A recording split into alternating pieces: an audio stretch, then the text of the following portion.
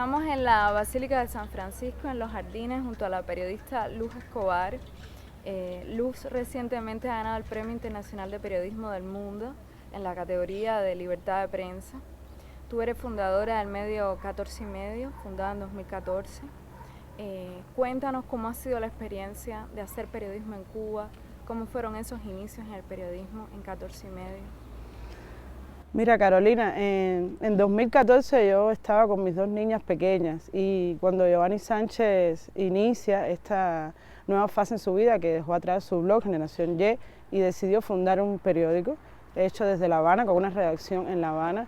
El diario digital 14 y medio informa desde una Cuba con muchas historias que contar. Contó con un grupo de personas que le rodeaban. Recuerda que había acabado de pasar la ola de la blogósfera que comenzó en 2008, había varias personas con blogs de fotografía, de reflexiones, y ella se nutrió de buena parte de ese equipo y fundó 14 y medio. Yo tenía un blog de fotografías cuando aquello, y así comencé.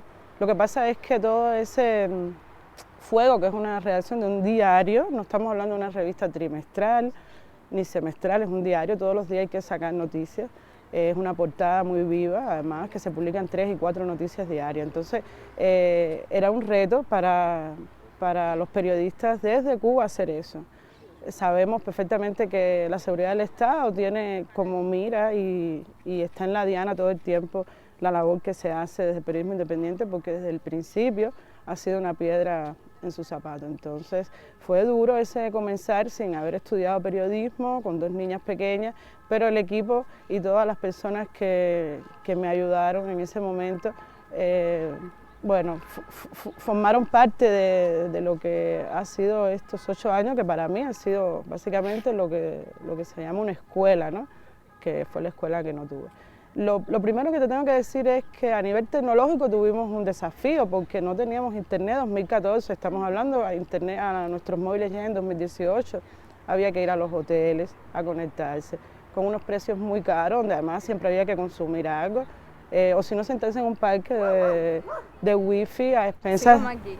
Sí, a expensas de la lluvia, de los pájaros, de un tropezón, en fin, de la naturaleza. Entonces fue muy duro porque tú terminabas de hacer una entrevista, un reportaje, y era no para tu casa en un buró a trabajar con tu lamparita, sino para un parque o para un hotel a trabajar ahí, a mandar fotos, a redactar. Era muy complicado. Después llegó el paso del nautahogar, todo esto desde el punto de vista tecnológico. Eso nos facilitó mucho las cosas porque ya podíamos desde un lugar reportar en vivo, por ejemplo, mandar fotos desde un lugar, lo mismo un derrumbe que una manifestación.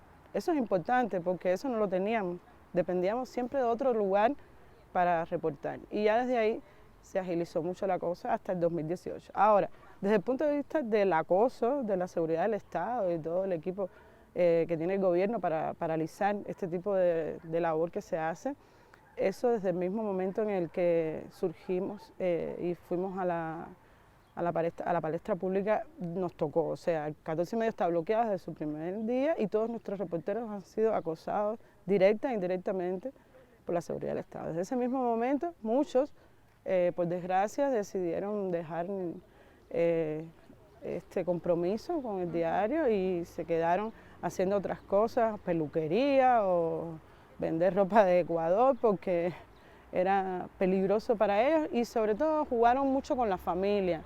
Fueron a por la familia, porque la mayoría de ellos estaban muy comprometidos con lo que quería hacer, pero no contaban con la presión familiar. Esto lo hacen a través de un abuelo, de una madre, de un hermano que va a perder un trabajo y tú te sientes responsable de eso. Entonces quedamos los que, bueno, durante todos estos años hemos resistido este acoso, que como sabes fue creciendo, ¿no? Ya en los últimos 2 años se volvió bastante intenso y muy doloroso también, porque tú quieres trabajar, quieres hacer una cosa y lo mismo, te ponen un oficial de la seguridad del Estado en los bajos de tu casa para impedir salir a hacer una cobertura, a que te detienen ya en el lugar. Buenas tardes, corazón. ¿Usted me puede acompañar un momentico aquí hasta la esquina? No, yo vine aquí al parque, yo no... Nosotros necesitamos que usted me acompañe un momentico, ¿puede ser? ¿Por qué te tengo que acompañar? Aquí hasta la esquina un momentico, ¿puede ser? No te tengo que acompañar. No, yo no quiero hablar contigo. Yo no no quiero hablar contigo. Yo tengo todo mi derecho de estar en este parque. Ah, bueno, entonces yo no... Dime qué es lo que tú quieres. No voy a acompañarte. Nosotros a ustedes no las conocemos, no tenemos que ir a ningún lugar. Bueno, nosotros no nos conocemos, nosotros somos la ley. Ustedes son la ley, bueno, díganos lo que nos tienen que decir aquí. Lo apago. Lo apaga. Porque estoy detenido. No, no está detenida. ¿Y por qué lo tengo que apagar? A ver, lo apunto para acá. Está documentando el escenario en este momento. ¿Y que eso, no es eso es ilegal? Es ilegal. No, a ver, firmar un parque. Ok. Bueno, caballero, voy a apagar el celular. Me llevan detenida o yo no sé para. Apágalo, apágalo, te lo quito. Lo voy a apagar, lo voy a apagar. Bueno, vamos. Espérate, déjame apagar. Cosas que hemos tenido que enfrentar durante todos estos años, pero también hemos tenido mucha gratificación porque el público al que nosotros nos debemos, además, porque es nuestro objetivo informar, siempre fue ese el objetivo desde el primer momento, más que opinar, que también hay columnas de opinión, pero la prioridad era informar. Nuestro público ha sido muy agradecido. Ha ido creciendo no solamente en los suscriptores de nuestro PDF semanal, sino también en la cantidad de lectores que, como sabes, también está marcado por la censura, porque como la mayoría de la gente entra con proxy anónimo o VPN, eso no incide directamente en las vistas, pero de todas formas sí se puede calcular y hemos visto que crece esa audiencia y además se vuelve también fuente informativa. Uno de los problemas más graves que tiene el periodismo hoy es acceder a las fuentes, por miedo que tienen los cubanos de denunciar y también porque hay una gran barrera en las instituciones, o sea, no hay transparencia en ninguno de los sectores y es muy duro trabajar así cuando tú tocas una puerta de una institución o llamas por teléfono y te dicen que no te van a dar información. Te toca mentir o te toca tratar de ir con otros terceros, porque muchas veces tú dices, no, es que yo soy familiar del que está ahí en la funeraria, o es que yo tengo un niño enfermo y quiero que usted me explique mejor qué es lo que está pasando con este refresco que tiene mucho azúcar. O sea, en realidad tú lo que quieres es el dato, ¿no? Y muchas veces se logra de esa manera, pero es difícil trabajar en esas circunstancias. Más allá de que muchas veces también hemos logrado tener fuentes anónimas que gracias a ese trabajo que hemos ido haciendo, la gente se identifica y bueno, haciendo un trabajo de verificación con otras fuentes, terceras fuentes, hemos logrado tener estos datos que para nosotros es vital, o sea, un periodismo sin ese acceso a estos datos que ilustran la Cuba de hoy es totalmente imposible. Más o menos esos son todos los Cuba puntos. está catalogado como uno de los países con menos libertad de prensa en todo el mundo. Tú desde muy pequeña lo viste en tu familia. Tu padre es un reconocido disidente de los 90, también un reconocido periodista, también lo fue tu madre, también ahora Giovanni Sánchez, que forma parte de la familia. ¿Cómo fue crecer en una familia que construía el periodismo en Cuba? Porque la prensa en Cuba nace en los 90, a finales de los 90, a principios de los 2000, antes los órganos de difusión masiva eran propaganda, siguen siendo propaganda. Eso que llamamos prensa independiente, yo creo que no es otra cosa que la prensa, la única que existe. Todo lo demás es propaganda. ¿Cómo tú viviste creciendo en tu familia? Porque esa historia en la que la prensa surgió y maduró, tú la viviste familiarmente, aunque quizás no sabías en ese momento que te ibas a dedicar al periodismo. Quizás eso fue algo que descubriste después, pero viviste en carne propia ese proceso. ¿Cómo tú dirías que fue los principales retos que tuvo en cada uno de esos, desde tu visión? ¿Y cuáles son los retos que tiene ahora? De hecho, yo desde chiquita lo que quería hacer era bailarina, cosmonauta, que en esa época era lo que me apasionaba, ¿no? Pero sí viví con mucha intensidad todos esos años de mi madre y mi padre trabajando en la revista Cuba Internacional. Era una revista que buscaba proyectar ese ideal del paraíso socialista que era el discurso oficial en aquel momento cuando le tocaba describir Cuba, ¿no? Todo era muy edulcorado. Y mi padre en ese momento trabajaba ahí sí como reportero y las historias que él hace de ese momento son muy apasionantes porque tiene que ver con esa contradicción de querer contar Cuba, pero tener que dorar la píldora para que pase el filtro de la línea editorial de esta publicación, ¿no? Entonces, en ese momento, a mí lo que más me gustaba era la fotografía, que bueno, fue por donde comencé, ¿no? Ese laboratorio donde mi mamá trabajaba, toda esa estructura que ella tenía desde que metía el primer paso hasta el último, ¿no? O sea, el proceso me gustaba y para mí era lo que en ese momento más me apasionaba. Luego, cuando mi papá decide dejar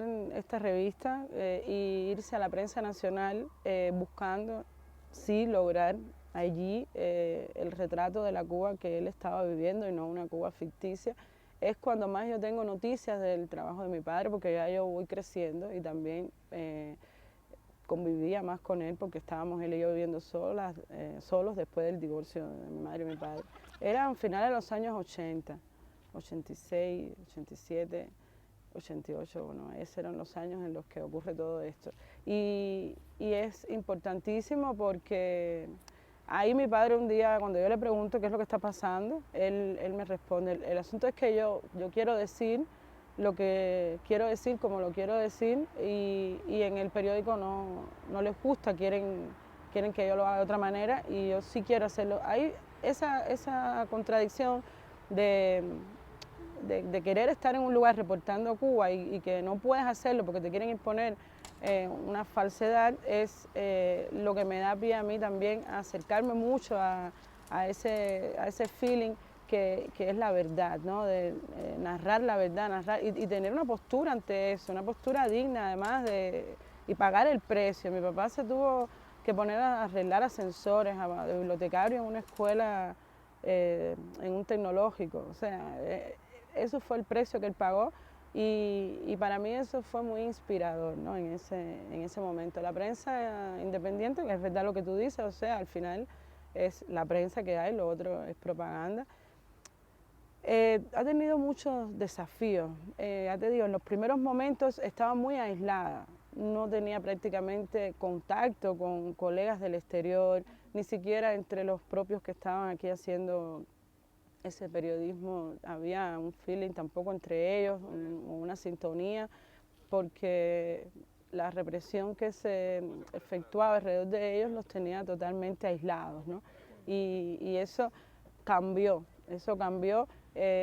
cuando comenzó de manera así pequeñita pero importante la internet en Cuba. O sea, a partir de ahí, con esas cuentas de Twitter que se abrieron, que no solamente te permitía expresar una opinión, sino también conectar con otros colegas que a lo mejor estaban en Guantánamo, en Santiago de Cuba, en Pinar del Río, en Matanzas. Entonces yo creo que eso fue un giro importante. La prensa sufrió un duro golpe cuando la Primavera Negra de 2003 y utilizaron una herramienta que todavía está vigente hoy, lo que se conoce como la Ley Mordaza o Ley 88. Esto, como sabes, ha sido incrementado recientemente y seguirá incrementado desde el punto de vista legal esta manera de sancionar la libre expresión. Eso fue un momento que rompió para muchos porque gente que tenía todavía cierta simpatía con el régimen de Cuba, a partir de ese momento comenzaron a desmarcarse de esa cercanía que tenía, o sea, de esa posición también de apoyo y a denunciar lo que estaba ocurriendo. Gracias a eso, con el paso de los años y todo el trabajo que hicieron las damas de blanco, se logró finalmente que pudieran salir de Cuba y otros estar en libertad.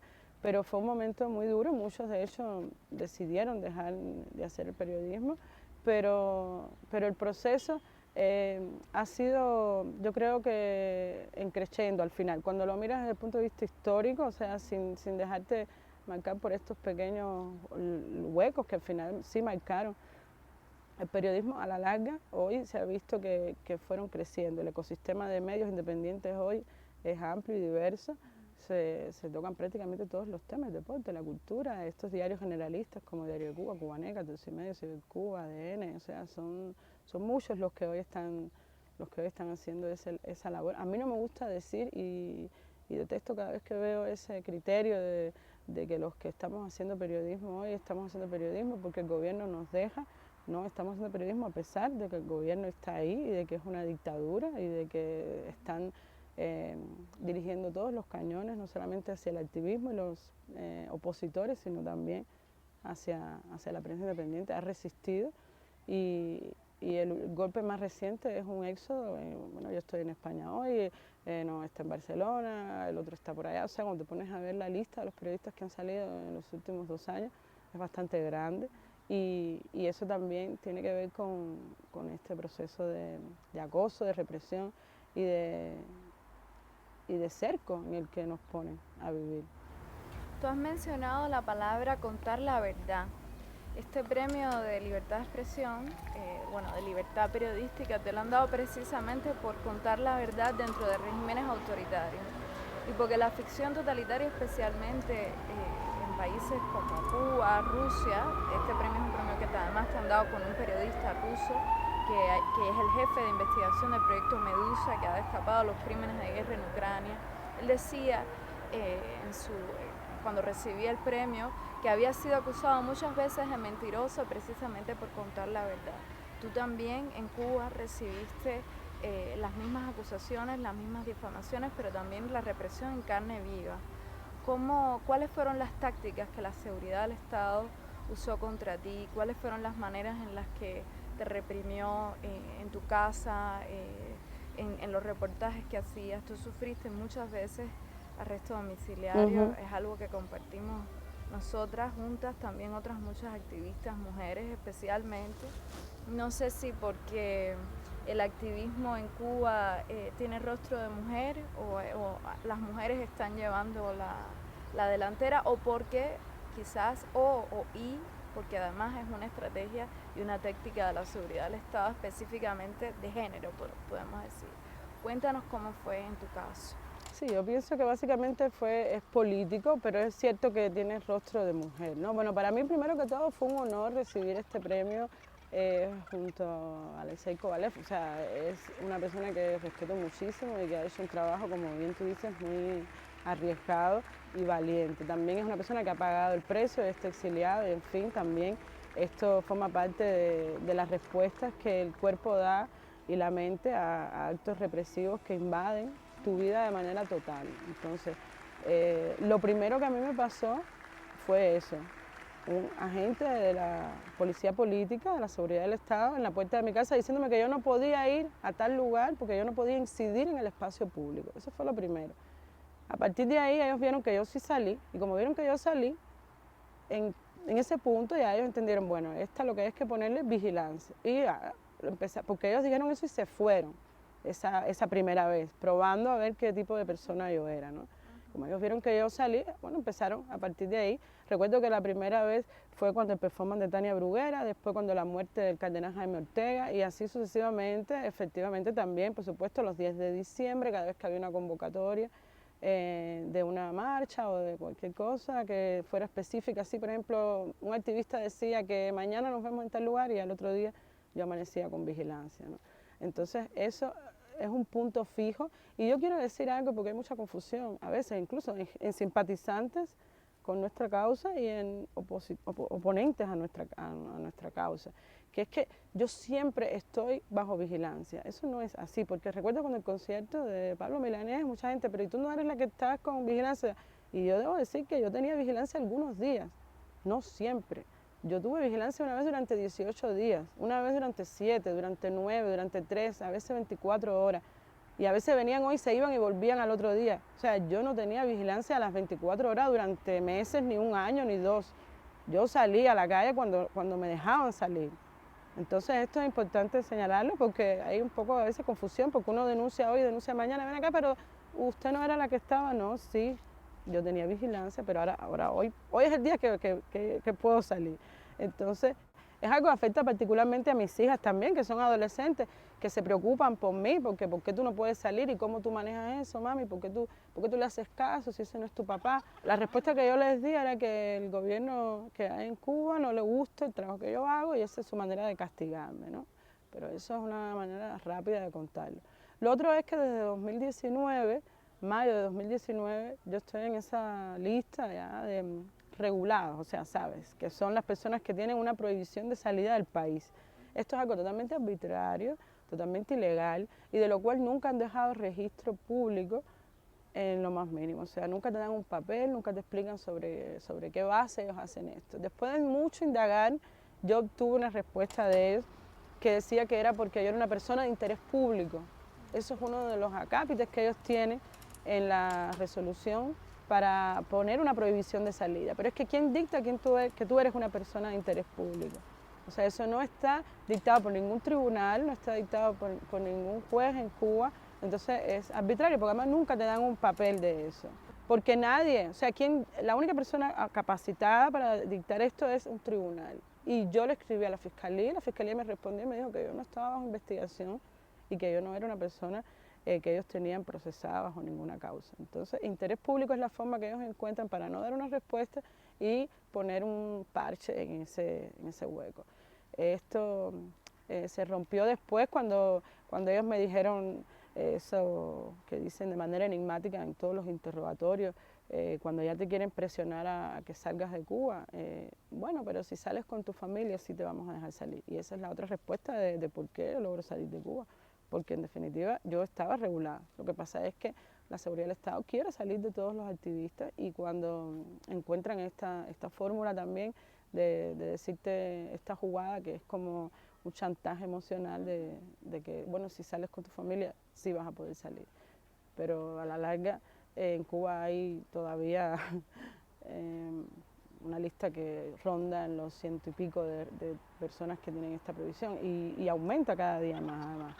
Y yo agregaría en este mismo tono de lo que tiene que ver con la familia, algo que sí quiero destacar como algo aparte, que es que ellos empezaron a mandarme citaciones que no era de la policía, sino que era del Ministerio del Interior por la sección de menores.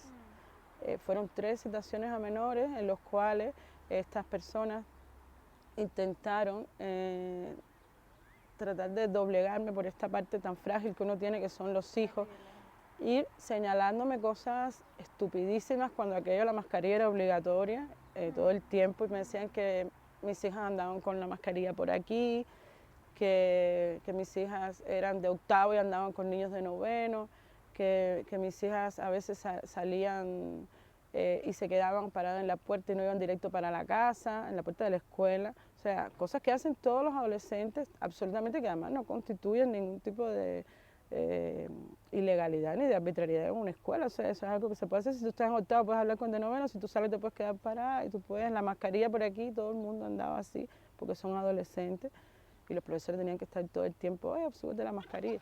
El hecho de que yo supe de que ellos estaban yendo a la escuela para mí fue muy fuerte, que ellos estaban recibiendo información de los maestros porque ellos no están ahí, o sea, eso se lo cuentan maestros y que después, bueno, por estas cosas de la vida, de que a la gente al final eso le parece una injusticia, me lo contaron, me dijeron, sí, ellos estuvieron aquí, claro, es algo que yo no puedo denunciar con nombre y apellido de la persona que me lo dijo, pero sí ocurrió que esto fue comprobado por mí en boca de un profesor de la escuela. Entonces es muy duro cuando te sientes ya en ese punto en el que no eres tú el que va a pagar el precio, sino una hija tuya o un hijo tuyo. Es algo que te pone en una situación muy vulnerable porque mientras que eres tú la que está pagando el precio, como uno tiene ese instinto de querer siempre salir adelante, irle a la contraria a esta gente y tratar de empujar para que llegue la libertad y la democracia a Cuba, al final no te das cuenta de cuán peligroso puede ser. Pero cuando ya toca a otra persona, o sea, un hijo tuyo sobre todo, es muy duro, ¿no? Estuviste la noche del 27N, fue uno de los hechos de la historia recientes más significativos que desde luego tiene una influencia en el ciclo de protestas de 2021 que llegó al 11 de julio como forma de inspiración de que la protesta ciudadana era posible. ¿Cómo fue esa noche para ti? ¿Cómo fue el día? ¿Cuándo te enteraste que eso estaba pasando? ¿Cuándo decides ir? Bueno, desde el día anterior ya se veía que estaba todo muy tenso. Nosotros ese día ni dormimos, estábamos muy pendientes de lo que había pasado en San Isidro y tratando de tener más noticias, porque eso no sabíamos exactamente cómo había terminado. Fueron días muy duros, pero esa noche del 26 en particular ya fue la gota que colmó la copa y entre todos nos pusimos a ver qué hacíamos. Y al final eso terminó en la confluencia de varios grupos frente al Ministerio de Cultura. Yo tenía que que trabajar ese día y estar en la casa para cuando mis hijas llegaran de la escuela, darles almuerzo, darles comida, pero en cuanto eso terminó pude acercarme. Durante las horas que eso duró, que empezó a las 11 de la mañana hasta las 8 de la noche que yo llego, pude tener noticias de cada momento gracias a mi esposo Julio, que estaba ahí, y él me iba mandando imágenes y pequeñas notas. Gracias a eso también pudimos hacer una cobertura de lo que estaba pasando en 14 y medio ese día. Pero ya a las 8 de la noche yo dejo todo listo en mi casa y salgo para allá caminando con la convicción de que sí, de que hay que estar ahí. Era un momento histórico, como tú dijiste, Carolina, un momento además donde confluyeron muchas personas que piensan distinto de lo que es la realidad cubana, porque claro, es la ley de la vida, pero que sí estaban en sintonía con denunciar ese atropello que ocurrió esa noche contra esos artistas. Ya eso fue para muchas personas también un abrir de ojos, porque les tocó de cerca, porque el que no es amigo de Ana Meli, es amigo de Katy, o se leyó un libro de ella, o conoce a Luis Manuel, en fin, abarcó tantos espectros de la realidad que yo creo que fue una sintonía entre demasiadas personas diferentes, y eso fue lo más bonito que tuvo eso ahí. Ese día, ver a tantas personas juntas en sintonía con una causa que es la libertad de expresión. Al final esas personas estaban ahí por expresarse libremente, por decir libertad, y eso duele cuando tú eres más un artista. Muchos eran artistas, la mayoría, intelectuales. Los artistas saben bien lo que es la libertad y le dan mucho valor a la verdad, a la expresión libre. Una historia que te haya gustado mucho contar. ¿Tienes alguna noticia, algún reportaje que tú recuerdes como una historia que digas, esto disfruté contarlo? Sí, cómo no, o sea, lamentablemente muchas veces las historias que más recordamos nosotros tienen que ver con tragedias, porque en la tragedia el periodista tiene que salir de su zona de confort y además de eso tiene que ponerse un freno en los sentimientos porque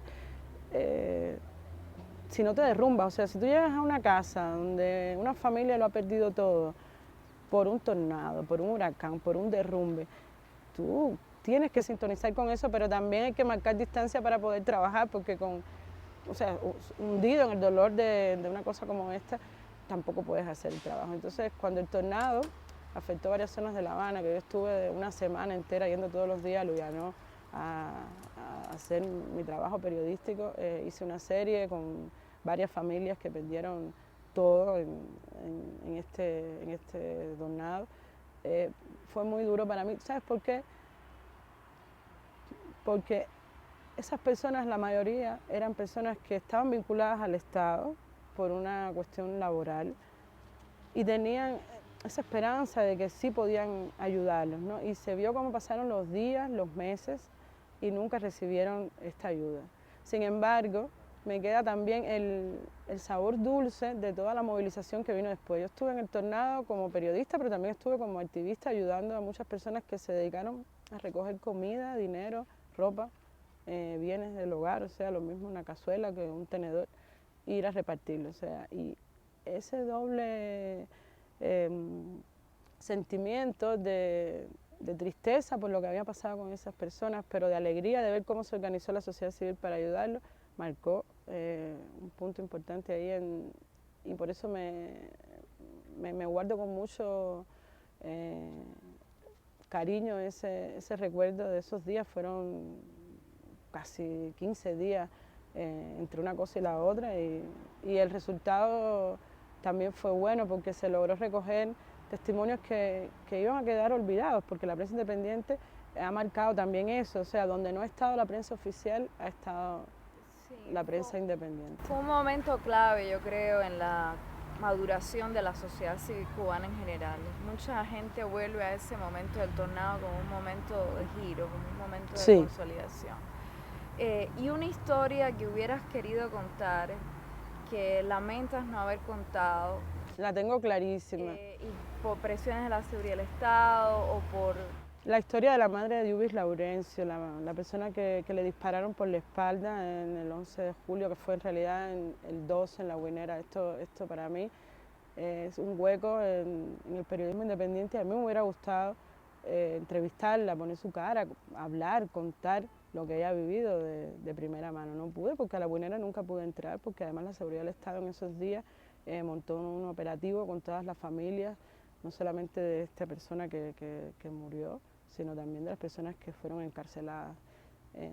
Eso es una historia que me hubiera gustado mucho contarla, no solamente por contarla, sino porque era importante que fuera contada. O sea, me hubiera gustado que también lo hubiera hecho un colega, ¿no? Pero sin embargo, también estoy contenta de poder haber hablado con la mamá de Jonathan, con Bárbara Farrán, de haber estado ahí para ella también, cuando le hizo falta no solamente contar su historia, sino también sobrevivir a todo el acoso de la seguridad del Estado.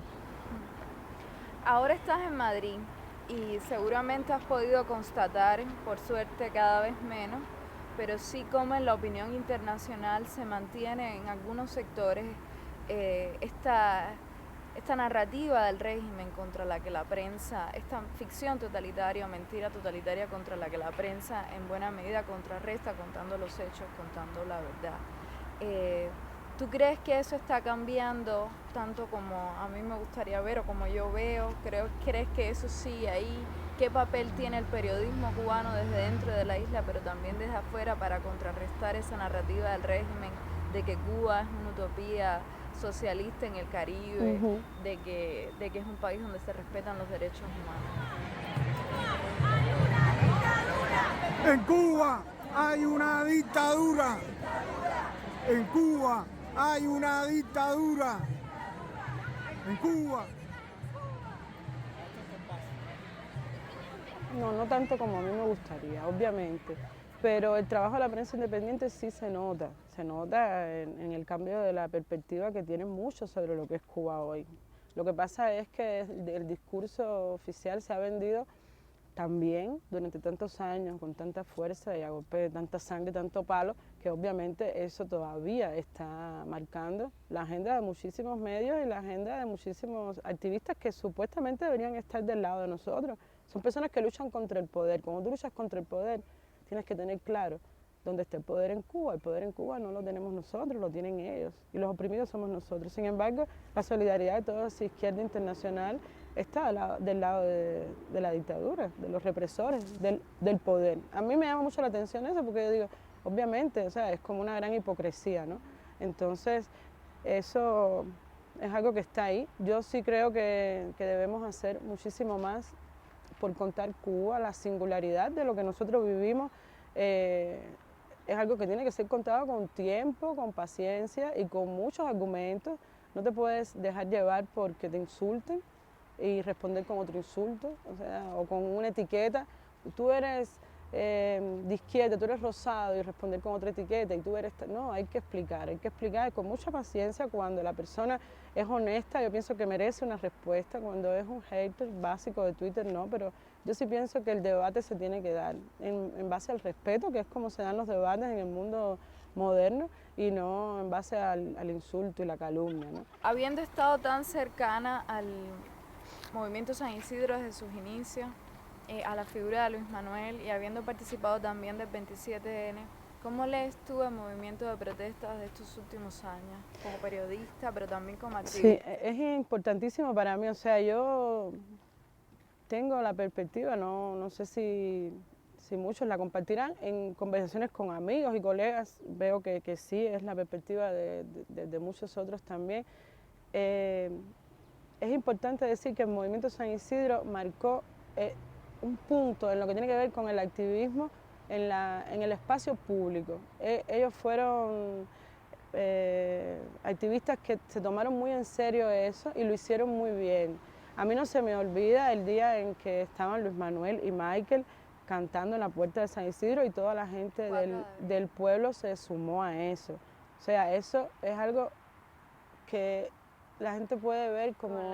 Exactamente, y no, el gesto de él y además el gesto de las personas de ahí de ayudarlo. O sea, Michael pudo estar ahí después porque la persona que estaba ahí le prestó su bicicleta y lo defendió. O sea, ahí es donde tú ves a dónde llega el trabajo que se hace con la verdad, con el sentimiento de una honestidad, de responder a lo que tienes dentro y no una falsedad. O sea, Luis Manuel, Michael, el movimiento San Isidro de manera general ha marcado para mí un punto que tiene que ver con eso, defender tu verdad en el espacio público, más allá de que puedas terminar arrestado o puedas terminar como está hoy Luis Manuel cumpliendo una condena. ¿Y la forma en que eso sirvió para inspirar a toda la Fue muy inspirador, no solamente desde el punto de vista del activismo, sino también desde el punto de vista político, aunque muchas veces... Fue pródigo también en cómo contagió de solidaridad.